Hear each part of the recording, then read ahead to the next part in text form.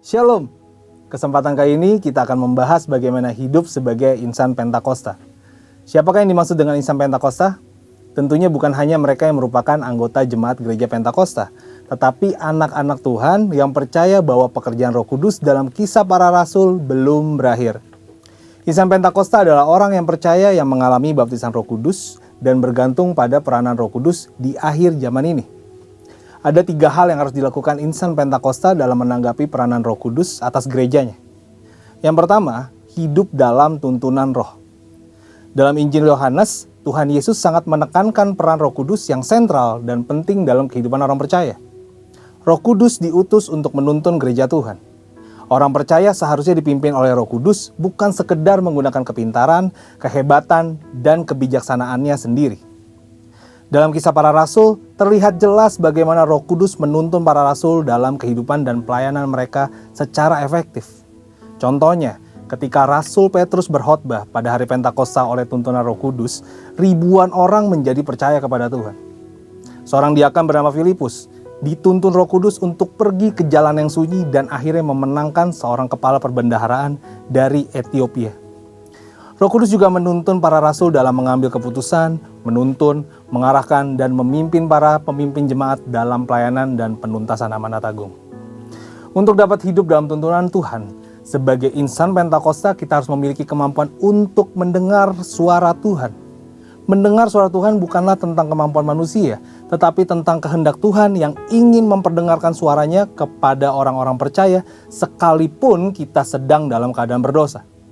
Namun demikian adalah tanggung jawab kita untuk melatih kepekaan dalam mendengar suaranya. Roh Kudus juga menuntun insan Pentakosta untuk memperkatakan firman Tuhan dalam hidup sehari-hari. Misalnya, dalam keadaan sakit, mereka memperkatakan dengan penuh iman 1 Petrus 2 ayat ke-24 yang berkata, oleh bilur-bilurnya kamu telah sembuh. Ketika banyak kebutuhan hidup yang harus dipenuhi, mereka memperkatakan Filipi 4 ayat 13, segala perkara dapat kutanggung di dalam Dia yang memberi kekuatan kepadaku. Dan Filipi 4 ayat 19, Allahku akan memenuhi segala keperluanmu menurut kekayaan dan kemuliaannya dalam Kristus Yesus. Serta memperkatakan Mazmur 91, janji perlindungan Tuhan. Untuk dapat dituntun Roh Kudus, insan Pentakosta bukan hanya memerlukan pengetahuan teologis yang mumpuni, bukan sekedar pengalaman pribadi semata, tetapi lebih dari itu adalah kepekaan mendengar suara Tuhan. Yang kedua adalah hidup dalam kekudusan. Ciri khas kehidupan insan Pentakosta yang dipenuhi dengan Roh Kudus adalah juga hidup intim dengan Tuhan. Ketika mengejar kehidupan yang intim dalam doa, pujian, dan penyembahan serta merenungkan firman, sebagai hasilnya insan Pentakosta hidup dalam kekudusan. Roh Kuduslah yang memampukan orang percaya hidup dalam kekudusan. Tanpa peranan Roh Kudus, kita tidak mampu hidup kudus, terlebih di era sekarang ini. Kehidupan yang intim dengan Roh Kudus adalah kehidupan yang seharusnya dialami dan dijalani oleh setiap orang percaya di masa kini. Tanggung jawab kita adalah mengejar keintiman tersebut dengan banyak memuji dan menyembah Tuhan. Roh Kudus akan menuntun kita melewati pencobaan dan ujian-ujian sehingga hidup dalam kemenangan dan kekudusan. Yang ketiga adalah membawa pesan keselamatan.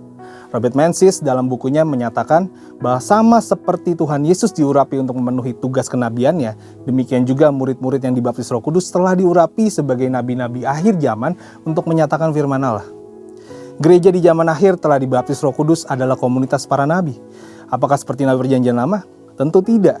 Yang dimaksudkan adalah para nabi yang terpanggil untuk membawa pesan keselamatan sampai ke ujung bumi. Kita harus menyadari peranan ini, agar tujuan Tuhan membaptis kita dengan Roh-Nya tidak sia-sia. Kita diutus membawa pesan keselamatan dalam komunitas masing-masing sesuai dengan panggilan kita. Setelah dibaptis Roh Kudus, Petrus dan Paulus banyak mengulangi mujizat Yesus. Artinya dengan kuasa Roh Kudus, mereka melakukan apa yang Yesus pernah lakukan. Seperti yang dinyatakan oleh Craig Keener bahwa Petrus dan Paulus sedang melakukan pekerjaan Yesus dengan cara membuka jalan dan memberi contoh bagi gereja di masa yang akan datang. Dalam melakukan amanat agung, membawa pesan keselamatan, gereja menjalankan otoritas yang bersumber dari Roh Kudus. Dengan cara melakukan mujizat dalam pemberitaan Injil. Insan Pentakosta percaya bahwa baptisan Roh Kudus adalah berkat yang kedua atau second blessing yang diterima oleh orang percaya setelah kelahiran baru. Dari sinilah gaya hidup insan Pentakosta berawal. Jadi, Sebagai insan Pentakosta, kita harus memahami bahwa kebergantungan kita pada Roh Kudus adalah sesuatu yang tidak bisa dipisahkan. Untuk penjelasan lebih lengkap dari tim teologi kami, silakan klik link yang ada di atas atau scan QR Code yang tersedia. Tuhan Yesus memberkati.